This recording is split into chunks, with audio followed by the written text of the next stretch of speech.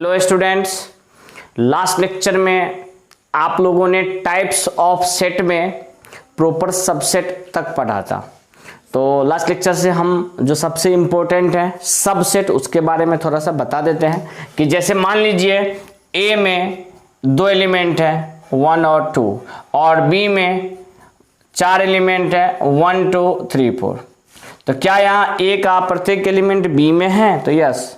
तो ए का अगर प्रत्येक एलिमेंट बी में है तो इस टाइप के सेट को हम लोग बोलते हैं कि ए जो है वो सबसेट है बी का, और इंडिकेट इस तरीके से करते हैं। क्लियर? और अगर ए सबसेट है बी का तो बी को हम लोग बोलते थे सुपरसेट। किसका? तो ए का। और इसके बाद हम लोगों ने पढ़ा था प्रॉपर सबसेट, जिसमें क्या पढ़ा कि ए का प्रत्येक एलिमेंट बी में हो लेकिन ए और बी इक्वल नहीं हो। तो क्या यहाँ पे ए और बी इक्वल हैं? तो नहीं, ए और बी इक्वल नहीं है।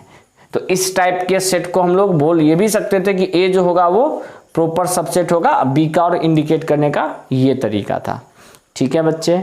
तो अब इसके बाद हम लोग जो नेक्स्ट पढ़ेंगे वो रहेगा हमारा पावर सेट। लेकिन उससे भी पहले हम एक क्वेश्चन करेंगे और उस क्वेश्चन के बाद हम लोग आएंगे नेक्स्ट टाइप पे, पावर सेट पे। तो सबसे पहले आप एक क्वेश्चन लिखिए।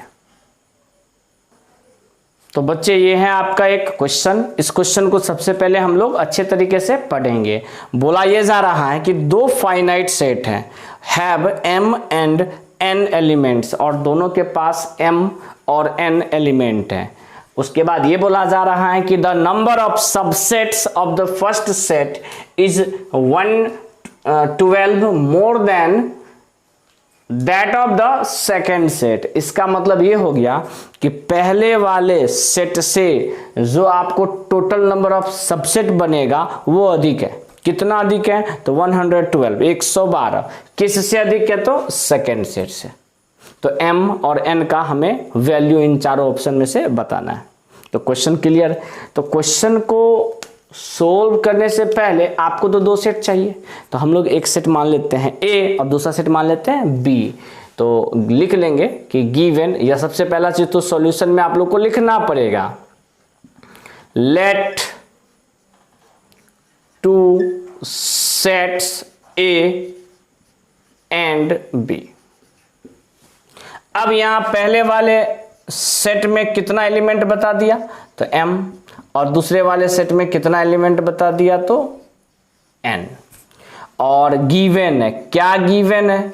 तो पहले वाले सेट का टोटल नंबर ऑफ सबसेट, तो टोटल नंबर ऑफ सबसेट हो जाएगा 2 टू द पावर m, जो है वो क्या है? तो 112 अधिक है। किससे अधिक है? तो 2 के पावर n, यानी कि सेकंड वाले सेट के टोटल नंबर ऑफ सबसेट से। तो हम यानी कि सेकंड के टोटल नंबर ऑफ सबसेट में 112 ऐड कर देंगे तो दोनों बराबर हो जाएगा, क्योंकि ये जो है वो अधिक है। किससे अधिक है? तो 2 टू द पावर n से, यानी कि total number of subset of second set. एक और चीज हम याद दिला देते हैं जो कि लास्ट लेक्चर में पढ़ाए हुए थे आपको, total number of subset. Total number of subset आपको बच्चे बताया गया था कि अगर n सेट है, कितने सेट है? n, मतलब सेट में एलिमेंट n है तो 2 टू द पावर n जो होता है वो टोटल नंबर ऑफ सबसेट होता है।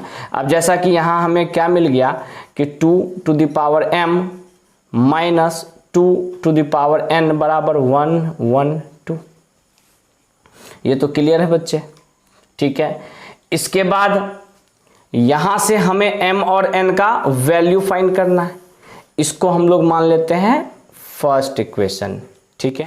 तो आप क्या कीजिए इसमें, जैसे कि ये तो क्लियर हो गया कि m में जो एलिमेंट होगा वो अधिक होगा और n में जो एलिमेंट a सेट में जो एलिमेंट होगा वो अधिक होगा और b में कम होगा, क्योंकि a वाला का सबसेट भी तो ज्यादा है 112।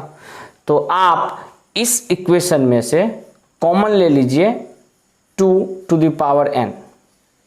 जैसे 2 के पावर n कॉमन लेंगे तो यहां हो जाएगा 2 के पावर m के बाय में 2 के पावर n, यहां हो जाएगा 1 और यहां 112।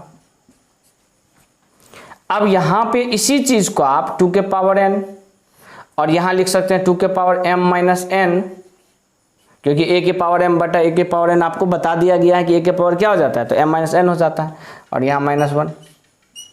और इस 1112 को हम लोग, एक तो यहाँ 2 के पावर n है, तो इस 112 को अगर हम लिखना चाहे तो 16 × 7 लिख सकते हैं, और इस 16 को हम लोग 2 के पावर 4 × 7 लिख सकते हैं। अब जैसा कि हमें पता है कि इतना को और इतना को मल्टीप्लाई करेंगे तो इतना और इतना, कहने का मतलब 2 to the power 4 × 7 आएगा।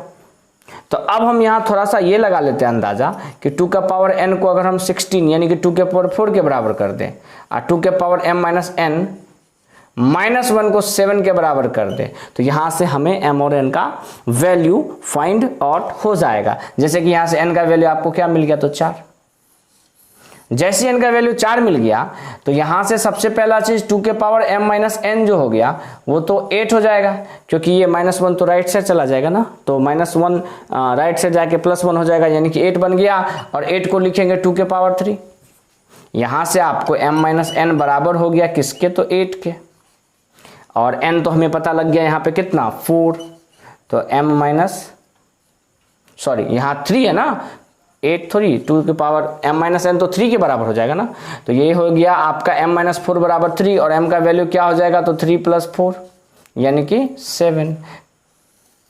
इसका मतलब आपका जो आंसर है, आंसर तो हमें चाहिए किस फॉर्म में, तो पहले m उसके बाद n, तो पहले m का वैल्यू कितना 7, उसके बाद n का वैल्यू कितना 4, तो कौन सा ऑप्शन, तो बी ऑप्शन। ठीक है, तो ये एक बहुत ही शानदार क्वेश्चन है और मेंस लेवल का क्वेश्चन है। तो लास्ट जो आपने 10th यानी कि 10 टाइप्स पढ़ा था सेट का, उसके बाद आपका 11वां नंबर है पावर सेट। तो बच्चे आप हेडिंग दे दीजिए पावर सेट।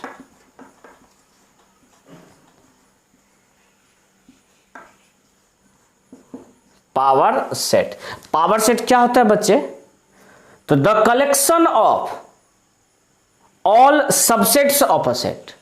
क्या होता है, तो the collection of all the subsets of a set A is called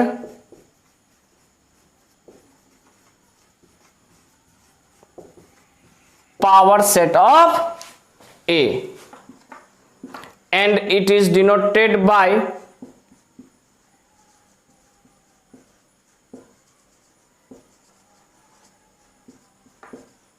P of और ब्रैकेट में लिखेंगे A।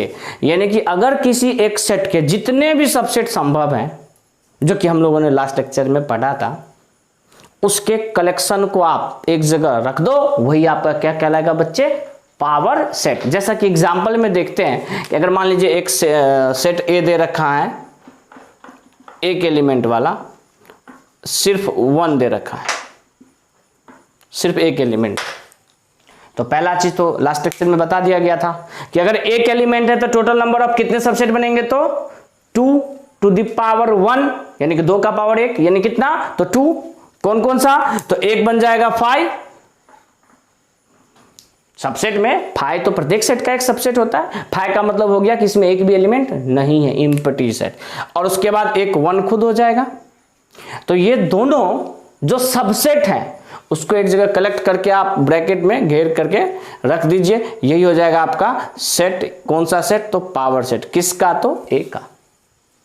किसका, तो ए का। अब यही बच्चे मान लीजिए कि आपके पास एक सेट बी है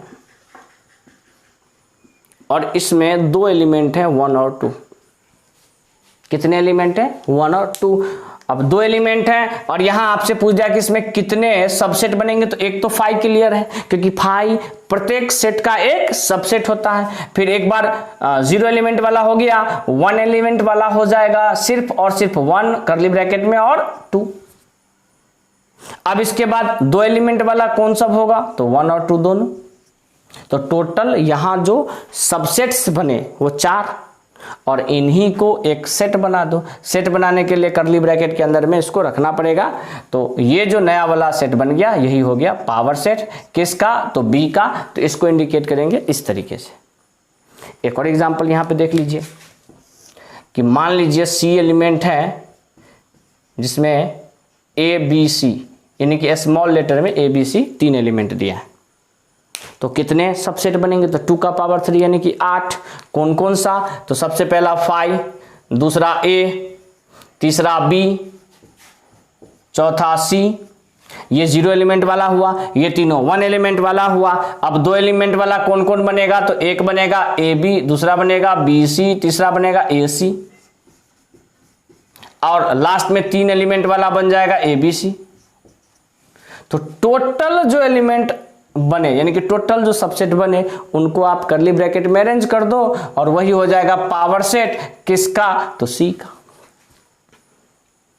ठीक है बच्चे, तो यही था आपका पावर सेट। अब इस पे हम लोग एक क्वेश्चन देख लेते हैं। तो सबसे पहले एक क्वेश्चन लिख लीजिए। तो बच्चे ये आपका पावर सेट से रिलेटेड एक प्रॉब्लम है। तो सबसे पहले आप वीडियो को पॉज करके इस प्रॉब्लम को खुद से ट्राई कीजिएगा।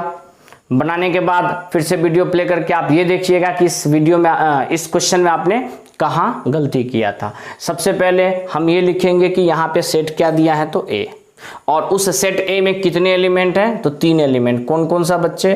तो A B C. The number of element in set A 3 हो गए। क्लियर? इसके बाद हम लोगों से क्या पूछा जा रहा है, हम वो सुनेंगे कि द नंबर ऑफ सबसेट, क्या चाहिए? Number of subset. किसका? तो ऑफ द पावर सेट। किसका? तो पावर सेट का, ऑफ सेट ए। और वो पावर सेट किसका होना चाहिए? तो ए का। यानी कि सबसे पहले हम यहां पे फाइंड करेंगे power set of A,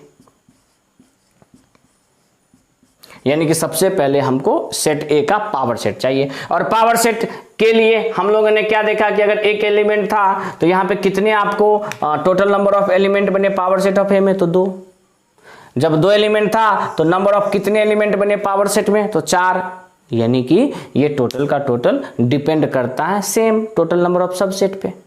total number of subset निकालने के लिए फॉर्मूला क्या बताए थे? 2 टू द पावर में n। तो यहां पे भी वही हो जाएगा कि power set of A find करना है तो 2 के पावर में n। n का मतलब हो गया टोटल नंबर ऑफ एलिमेंट, जो कि यहाँ 3 है, और 2 के पावर 3 कितना? तो 8। तो हमें यहां ये पता लगा कि पावर सेट ऑफ ए हो गया 8। पावर सेट ऑफ ए क्या हो गया? 8। और आपसे क्या पूछा जा रहा है? नंबर ऑफ किसका? तो सबसेट का। Number of subsets of the power set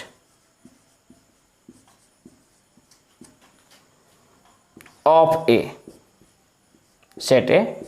यानी कि आपको इस पावर सेट का भी सबसेट चाहिए। तो पावर सेट में यहां कितने एलिमेंट हो गए बच्चे? तो 8। तो आपका आंसर हो जाएगा 2 के पावर में 8। और 2 के पावर 8 जब आप कैलकुलेट कर लोगे तो ये हो जाएगा 256। यानी कि कौन सा ऑप्शन? तो ऑप्शन हो गया आपका डी। तो यही था आपका क्वेश्चन, आप इसको नोट कीजिए। तो ये आपका क्वेश्चन बहुत ही शानदार क्वेश्चन है और हम इसे सोल्व भी बहुत ही शानदार तरीके से करने जा रहे हैं। पहले तो क्वेश्चन पढ़ते हैं कि if A is a null set, यानी ए यहां पे क्या है? तो नल सेट है। तो गिवन है, क्या गिवन है बच्चे? तो ए बराबर 5। या तो 5 लिखिए या आप इस तरीके से ब्रैकेट कर दीजिए। तो ये हो गया सेट ए। हमें बोला जा रहा है कि बी क्या है यहां पे? तो बी के बारे में दे रखा है कि ये है power set of power set of power set of A. अब हमें यहां बी के बारे में पता करना है। क्यों? क्योंकि आपको यह भी बोला जा रहा है कि which of the following is या आर करेक्ट, यानी कि ये मल्टीपल चॉइस क्वेश्चन है, एक से अधिक भी सॉल्यूशन हो सकते हैं। और इन 4 ऑप्शन में से कौन सा ऑप्शन? तो प्रत्येक ऑप्शन में आपको दिख रहा है कि जैसे पहला पार्ट सबसेट ऑफ बी, दूसरा part subset of B, belongs to B, belongs to B. तो ये हमें तब पता लगेगा जब हमें बी के एलिमेंट के बारे में पता हो। तो यहां हमें बी सेट फाइंड करना है। बी सेट फाइंड करने के लिए सबसे पहले हमें पी ए यानी कि power set of A find करना पड़ेगा। यहां कितने एलिमेंट है? तो 0। कितने एलिमेंट है? 0। और आपको ये अच्छे से बता दिया गया है कि अगर किसी सेट में n एलिमेंट हो, कितने एलिमेंट हो? n एलिमेंट हो, तो वहां पे टोटल नंबर ऑफ सबसेट कितना हो जाएगा? तो 2 का पावर n। और उसी टोटल नंबर ऑफ सबसेट को हम लोग एक कर्ली ब्रैकेट के अंदर लिख देंगे तो वही हो जाएगा मेरा पावर सेट, अभी जस्ट बताए हैं। तो यहां पे आपका करना क्या पड़ेगा, तो लिखना पड़ेगा 5, 0 एलिमेंट है ना, तो 2 का पावर 0 कितना हो जाएगा 1, यानी कि यहां से सिर्फ कितने एलिमेंट बनेंगे तो 1, और 1 कहने का मतलब 5 जो होता है वो प्रत्येक सेट का एक सबसेट होता है, जो कि प्रीवियस लेक्चर में आपको बता दिया गया है। तो हम यहाँ पे एक ही एलिमेंट आंसर आएगा, कौन सा, तो 5। और इस 5 को यानी इस सेट को कर्ली ब्रैकेट के अंदर रख दिए तो वही हो गया हमारा पावर सेट ऑफ ए। अब हम लोग यहां पे फाइंड करेंगे पावर सेट ऑफ ए। अब यहां पे बच्चे आपको ये समझना है कि इस सेट में पावर सेट ऑफ ए में कितने एलिमेंट है, तो एक एलिमेंट, कौन सा एलिमेंट, तो 5, कौन सा एलिमेंट, तो 5, ठीक है। और अगर 5 एलिमेंट है, एक एलिमेंट, तो टोटल नंबर ऑफ सबसेट कितना बनेगा, तो 2 का पावर 1, 2 का पावर 1 का मतलब 2। कौन कौन सा, तो देखिए 5 से हम लोग स्टार्ट करेंगे, क्योंकि 5 प्रत्येक सेट का एक सबसेट होता है, तो 5। तो ये तो हो गया एक ऐसा सेट जिसमें एक भी एलिमेंट नहीं है, और दूसरा हो जाएगा 5 किस में, तो कर्ली ब्रैकेट में। तो ये दोनों मेरे सबसेट हो गए, और इन्हीं को हम कर्ली ब्रैकेट के अंदर अरेंज कर देंगे,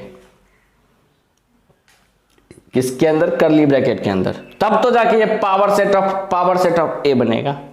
अब कहने का मतलब इसमें कितने एलिमेंट हो गए, तो 2 एलिमेंट, एक एलिमेंट 5, दूसरा एलिमेंट कर्ली ब्रैकेट के अंदर में 5। इसका मतलब अब जो आप यहां पावर सेट ऑफ ए बनाओगे, इसमें आपको 2 का पावर 2 यानी कि 4 एलिमेंट बनेगा, और शुरुआत तो हमेशा 5 से ही होगा, क्योंकि 5 प्रत्येक सेट का एक सबसेट होता है। तो ये हो गया 0 एलिमेंट वाला।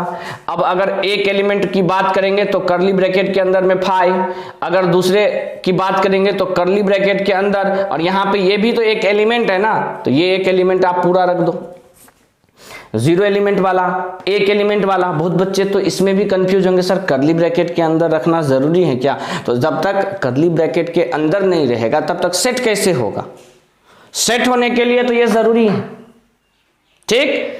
यहां पे 2 एलिमेंट है, एक एलिमेंट ये, दूसरा एलिमेंट ये, तो कर्ली ब्रैकेट के अंदर पहला एलिमेंट, कर्ली ब्रैकेट के अंदर दूसरा एलिमेंट, और कर्ली ब्रैकेट के अंदर दोनों को रख दो, एक बार 5 और एक बार कर्ली ब्रैकेट 5। तो यहां हो गया कितने, तो दोनों एलिमेंट। तो ये 4 सबसेट बने, हमें मिले, हमें ये 4 क्या हो गया, तो सबसेट हो गया, और इस सबसेट को एक कर्ली ब्रैकेट के अंदर रख देंगे तो यही हो जाएगा हमारा क्या चीज, तो पावर सेट। और यही आपका किसके बराबर है, तो बी के बराबर है, यानी बी का एलिमेंट हमें मिल गया। बी में क्या क्या एलिमेंट मिल गया हमें, तो एक मिल गया 5, एक मिल गया कर्ली ब्रैकेट के अंदर में 5, और क्या मिल गया बच्चे, एक मिल गया कर्ली ब्रैकेट ऑफ 5, और एक मिल गया हमें कर्ली ब्रैकेट के अंदर में 5 कर्ली ब्रैकेट 5। तो ये हमें बी मिल गए। अब आते हैं हम लोग सीधे ऑप्शन पे। पहला ऑप्शन कह रहा है कि 5 सबसेट होगा बी का। बहुत बच्चे बोलेंगे सर 5 कहाँ लिखा है, आप अच्छे से देखो ना, 5 ही है हुआ ना, खाली डब्बा रहे या 5 रहे एक ही चीज, तो नल सेट ही तो है। तो 5 सबसेट है बी का, तो 5 प्रत्येक सेट का एक सबसेट होता है, तो आंख बंद करके इसको टिक कर देंगे, क्योंकि 5 प्रत्येक सेट का एक सबसेट होता ही है। दूसरा ऑप्शन कह रहा है कर्ली ब्रैकेट 5 सबसेट है बी का। तो ये तो चलिए सेट के लिए चला गया, किसके लिए, सेट के लिए। क्या इस सेट के अंदर में जो एलिमेंट है 5 वो बी का एलिमेंट है, तो हाँ वो बी का एलिमेंट है, इसका मतलब बी ऑप्शन भी करेक्ट हो गया। अब आते हैं सी ऑप्शन पे। सी कह रहा है कर्ली ब्रैकेट के अंदर में 5, हम एक कर्ली ब्रैकेट का खाली डब्बा को हम लोग 5 लिख रहे हैं, बिलोंग्स टू बी।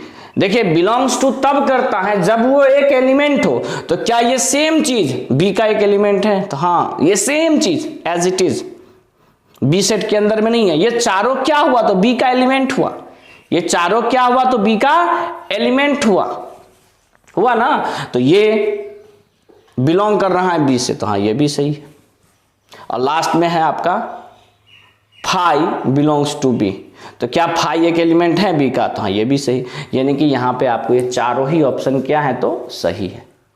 यहाँ पे कंफ्यूज नहीं होना है, बहुत ही इम्पोर्टेंट सवाल है ये। इस पे हम थोड़ा सा और डिस्कस करते हैं एक एग्जाम्पल लेके। देखिए बच्चे, अगर मान लीजिए एक सेट ए दे रखा है और इस सेट में एक एलिमेंट फाई है, एक एलिमेंट करली ब्रैकेट फाई है, और रहने दीजिए 2 ही एलिमेंट, ठीक। अब हम आपसे पूछे कि इस सेट ए में टोटल कितने एलिमेंट, तो 2 एलिमेंट, तो यहाँ टोटल कितने सबसेट बनेंगे, तो 4। कितने, यहाँ लिख देते हैं टोटल नंबर ऑफ सबसेट, क्योंकि इसमें आपको कुछ कंफ्यूजन है वो मुझे पता है। तो टोटल नंबर ऑफ सबसेट हो जाएगा 2 का पावर 2। 2 का पावर 2 क्यों, क्योंकि ए सेट में यहाँ टोटल 2 ही एलिमेंट है, तो 2 का पावर 2 फॉर्मूला के बेस पे, यानी कि 4 यहाँ टोटल सबसेट होंगे। अब कौन कौन सा सबसेट होगा ये हम आपको बताते हैं, जो कि अभी भी बताए हैं, पहले भी बता चुके थे लास्ट लेक्चर में। तो 5, ये तो प्रत्येक सेट का एक सबसेट होता है, तो 5 तो आप लिखोगे, ठीक है। अब करली ब्रैकेट के अंदर में ये हो गया 0 एलिमेंट वाला। अब हमें 1 एलिमेंट वाला चाहिए, तो एक एलिमेंट 5 है और दूसरा एलिमेंट करली ब्रैकेट 5 है, तो ये दोनों हो गया आपको 1 एलिमेंट वाला, ये हो गया आपको 0 एलिमेंट वाला। क्या हो गया, सबसेट हो गया। अब आपको लिखना है 2 एलिमेंट वाला, तो 2 एलिमेंट में पहला एलिमेंट तो आपका 5 है और दूसरा एलिमेंट करली ब्रैकेट 5 है, ये हो गया आपको 2 एलिमेंट वाला। ये चारों हमें क्या हो गए, मतलब ये चारों क्या चीज होगी आपका, तो ये चारों हो गया आपका सबसेट। क्या हो गया, सबसेट। इन्हीं सबसेट को करली ब्रैकेट के अंदर में रख दोगे तो यही हो जाएगा पावर सेट। किसका, तो ए का। किसका, तो ए का। अगर ए का ये पावर सेट हो गया तो इसको रिप्रेजेंट इस तरीके से करेंगे, यही मेरा क्या हो गया, तो आंसर। बात को समझे। अब इसी चीज को हम एक और तरीके से लिख सकते हैं, वो भी देख लीजिए। जैसे 5 है तो 5 को हम लोग खाली डब्बा यानी करली ब्रैकेट लिख सकते हैं, तो लिख दिए। अब यहां पे इसके जगह पे तो पहला चीज तो ये करली ब्रैकेट है ही, अब इस 5 के जगह पे भी हम क्या लिख देंगे, करली ब्रैकेट। ये मेरा दूसरा एलिमेंट हो गया। अब यहां पे करली ब्रैकेट तो सबसे पहले ये वाला, फिर दोबारा ये वाला, और इस 5 के प्लेस पे भी एक करली ब्रैकेट।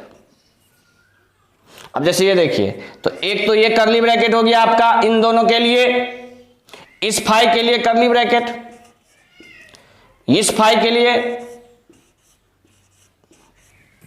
तो ये हो गया आपका टोटल 4 सबसेट। और इन सब को एक सेट के अंदर, इन सब को हम दूसरे कलर से ये लिखते हैं, इन सब को एक सेट के अंदर यानी कि करली ब्रैकेट के अंदर अरेंज कर दिए, यही मेरा 4 क्या हो गया, तो एलिमेंट हो गया। अब अगर बच्चे हम इस तरीके से लिखे और इस तरीके से लिखे तो इसमें थोड़ा सा कंफ्यूजन रहता है, बच्चों को तो समझ ही नहीं आता क्या केवल खाली डब्बा ही सर बनाए हैं। तो आपको प्रॉब्लम ना हो इस वजह से हम लोग हमेशा कुछ इस तरीके का सेट फॉर्म करते हैं। जैसा कि इस क्वेश्चन में जो आपका ऑप्शन दिया है वो इस तरीके में दिया है, लेकिन हम पहले उसको कन्वर्ट कर लिए, क्योंकि इस करली ब्रैकेट, खाली करली ब्रैकेट की जगह पे हम लोग 5 लिखते हैं, क्योंकि 5 को इन दोनों ही तरीके से इंडिकेट कर सकते हैं। ये समझना थोड़ा टफ हो जाता है बच्चों के लिए, ये समझना आसान होता है।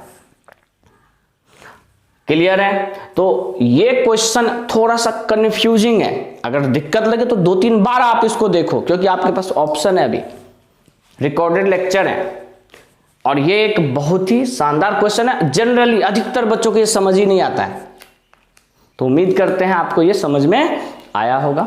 आगे हम लोग देखते हैं नेक्स्ट सेट। तो बच्चे ये आपका नेक्स्ट है 12 नंबर यूनिवर्सल सेट। नाम से ही पता लगता है यूनिवर्सल यानी कि पूरा ब्रह्मांड। यूनिवर्स को तो आप जानते हो ना, ब्रह्मांड, तो कुछ इसी तरीके से ये है। कह रहा है कि a set consisting of all possible elements, यानी कि एक ऐसा सेट जो कि जितने भी पॉसिबल एलिमेंट वहां पे हैं सबको कंसिस्ट करता हो, यानी कि सबको रखता हो। जैसे कि एग्जांपल से देखिए कि अगर एक ए सेट दे रखा है आपका 1 2 4, यहीं पे आपका बी सेट दे दिया बच्चे 2 4 6, एंड यहीं पे आपका बच्चे सी सेट दे दिया 1 3 5 7, 3 सेट दे दिए और आपको बोल दिया कि इसका जो यूनिवर्सल सेट है वो क्या होगा। तो हाँ, सबसे पहला चीज तो यूनिवर्सल सेट एक ऐसा सेट होगा जो कि इन तीनों सेट के एलिमेंट को कंसिस्ट करता हो। क्लियर? इन द डिस्कशन, यानी कि इस डिस्कशन में जितने भी सेट आ रहे हैं उन सारे सेट के एलिमेंट को कंसिस्ट करता हो, उसको हम लोग यूनिवर्सल सेट कहते हैं और उसको डिनोट करते हैं कैपिटल यू से। तो यहां अगर यूनिवर्सल सेट के बारे में पूछा जाए तो जितने एलिमेंट हैं एबीसी में आप लिख दीजिए, जैसे कि 1 है, 2 है, फिर 3 है, फिर 4 है, फिर 5 है, हाँ, फिर 6 है, फिर 7 है। तो is universal set for sets A B and C. A B और सी के लिए ये तीनों क्या है? तो यूनिवर्सल सेट है। कोई बच्चा बोलेगा सर 1 2 4 ठीक है, 2 4 6, तो यहां पे आप 2 4 6 और एक 4 यहां भी था तो 2 बार 4 होना चाहिए ना, तो नहीं। किसी भी सेट में कोई भी एलिमेंट रिपीट नहीं करता, यह आपको पहले ही बता दिया गया है। इसमें आपको बस ये काम करना है कि एबीसी के जितने एलिमेंट है सबको रख दो, बस ध्यान रखना कोई रिपीट नहीं होना चाहिए। ठीक है, तो ये तो हो गया आपका यूनिवर्सल सेट। लेकिन इसी चीज को हम लोग इस तरीके से भी लिख सकते हैं कि अगर कोई लिख दिया 1 2 3 डॉट डॉट डॉट कहां तक? तो 9 तक, is universal set for sets A B and C, यानी कि यू में 1 से लेकर 9 तक जो एलिमेंट है वो रख दिए। तो क्या ये भी एक यूनिवर्सल सेट हो सकता है एबीसी का? तो हाँ, हो सकता है। इसका रीजन क्या? ए के प्रत्येक एलिमेंट यू में है, तो हाँ है। 1 से लेकर 9 तक में 1 2 4 आएगा, एकदम आएगा। बी में 2 4 6 है, वो भी आएगा। सी में 1 3 5 7 है, वो भी आएगा। तो ए बी सी के प्रत्येक एलिमेंट इसमें आ गए, तो हाँ आ गए, इसलिए यूनिवर्सल सेट। फिर कोई बोलेगा सर इसमें एक्स्ट्रा एलिमेंट तो आ गया, क्योंकि 8 9 ना ए में है, ना बी में है, ना सी में, वो क्यों लिखे? तो वो रह सकता है क्योंकि ये पूरा यूनिवर्स है। यही चीज आपको यूनिवर्सल सेट में समझना है कि इसमें एक्स्ट्रा एलिमेंट भी रहेंगे तो कोई फर्क पड़ने वाला नहीं है। फिर बच्चे सोचेंगे सर हम कैसे बनाएंगे, एबीसी दिया है, यूनिवर्सल सेट लिखने को बोल दिया तो हम कैसे लिखेंगे? तो आप इसी तरीके से लिखोगे। लेकिन अगर कहीं एग्जाम में दिया हुआ हो, अगर किसी क्वेश्चन में दिया हुआ हो, वो इस तरीके से भी दे देगा तो भी आपका आंसर गलत नहीं होगा। अगर कोई यहाँ 9 की जगह पे 8 तक ही रख दे वो भी सही है। तो इस चीज को माइंड नहीं करना है कि हम ये लिखे बुक में ये दिया है यूनिवर्सल सेट तो हम निकालना सीख ही नहीं पाए। तो नहीं, यूनिवर्सल सेट वेरी कर सकता है, उसमें एक्स्ट्रा एलिमेंट भी ऐड हो सकते हैं, जुड़ सकते हैं। सही है। अब जैसे यूनिवर्सल सेट, तो यूनिवर्सल सेट के बाद जो टाइप्स ऑफ सेट है उसका सबसे लास्ट पॉइंट है आपका वेन डायग्राम। तो हेडिंग दे दीजिए 13 नंबर में, वेन डायग्राम। वेन डायग्राम क्या है बच्चे? तो एक प्रकार का डायग्राम जिसके बेस पे, जिसके थ्रू हम लोग गिवन सेट को एक अरेंजमेंट के तहत शो करते हैं। तो सबसे पहले इसका कुछ थ्योरी लिख लेते हैं। Pause. A diagram in which sample space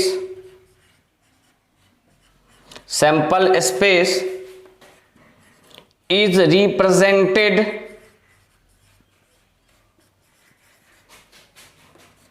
by a rectangular या a rectangle, यानी कि एक ऐसा डायग्राम जिसमें सैंपल स्पेस रिप्रेजेंट हो रहा है एक रेक्टेंगल से, full stop. Events and elements are represented bye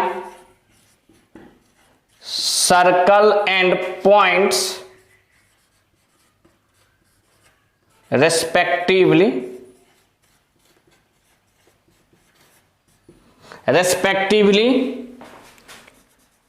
within the rectangle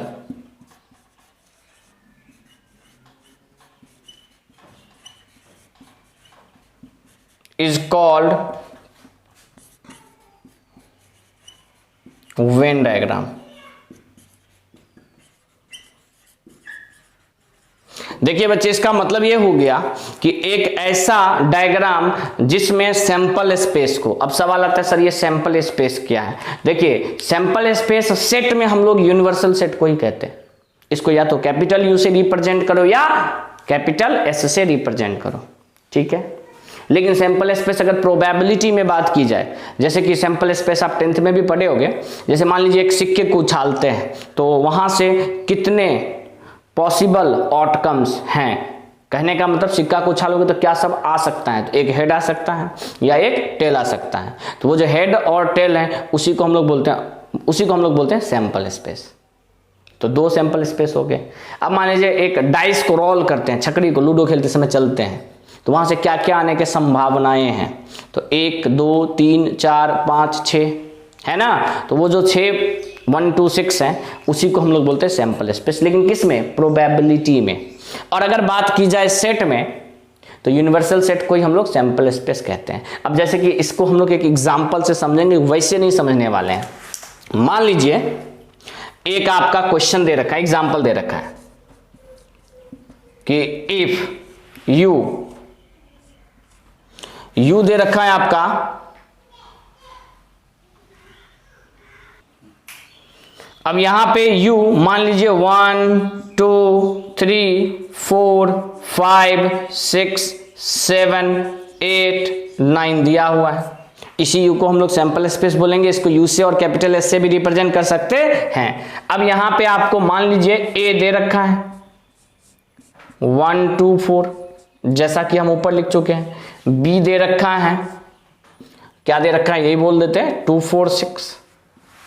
and C दे रखा है, क्या दे रखा है, तो 1 3 5 7।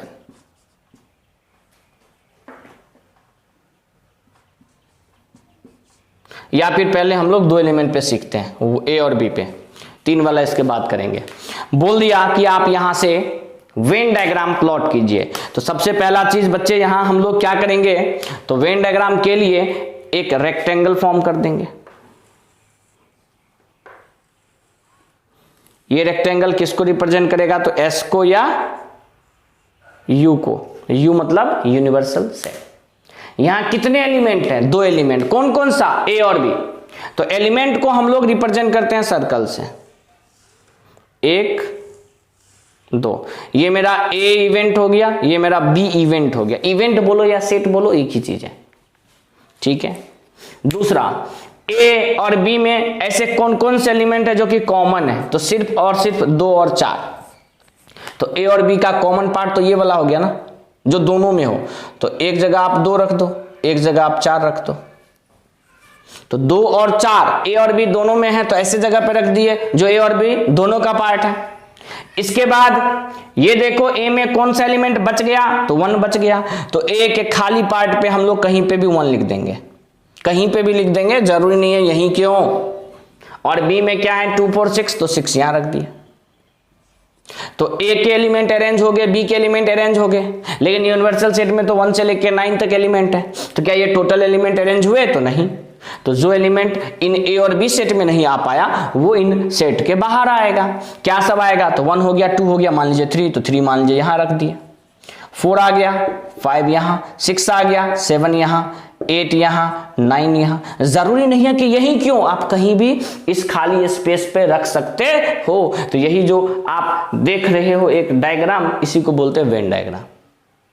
बहुत ही सिंपल है, बहुत ही इजी वे में इसको समझा जाता है। और वेन डायग्राम से हम लोग मैक्सिमम प्रॉब्लम को कर सकते हैं सेट चैप्टर में, इसलिए ये आपके लिए जरूरी भी है। एक और क्वेश्चन हम लोग वेन डायग्राम पे देखते हैं, पहले आप इसको नोट कीजिए।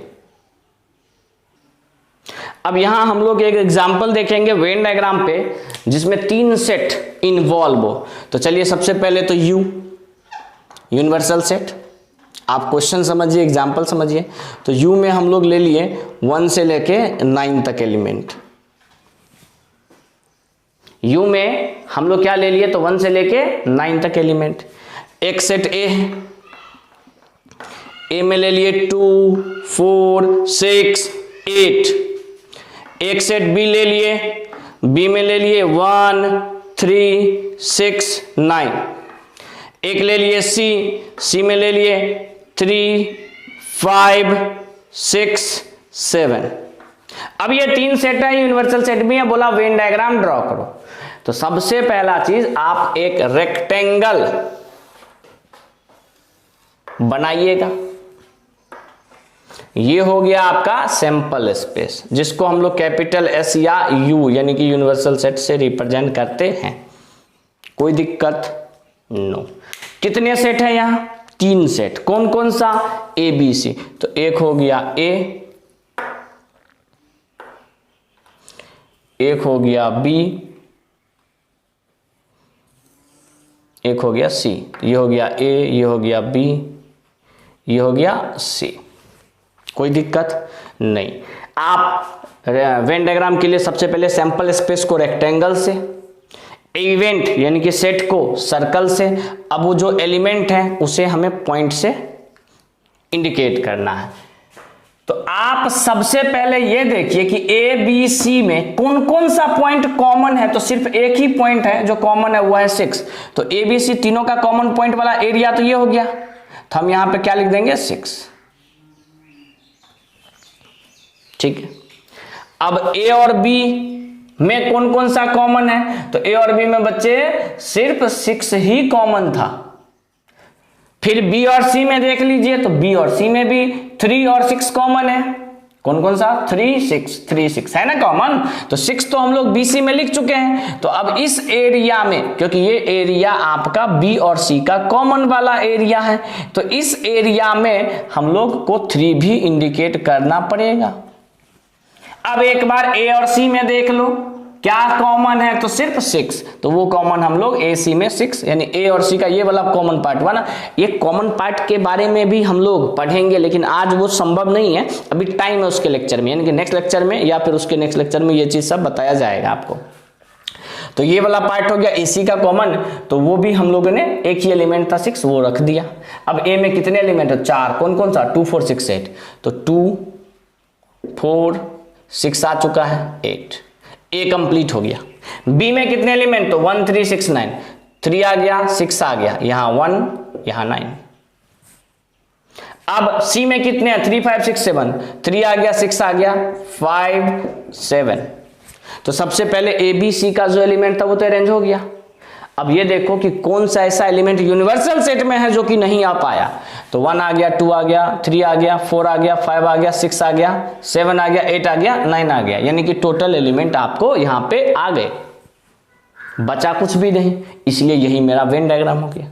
यही अगर मान लीजिए एक एलिमेंट 10 यानी कि 10 जुड़ जाता, तो 10 इन ABC सेट में ना आके कहीं खाली स्पेस पे जो यूनिवर्सल सेट यानी कि इस रेक्टेंगल के इनसाइड ही कहीं पे भी आ जाता। लेकिन यहाँ 10 तो दिया है नहीं, तो वो 10 लिखने की जरूरत नहीं है। यही आपका बच्चे क्या है, तो वेन डायग्राम।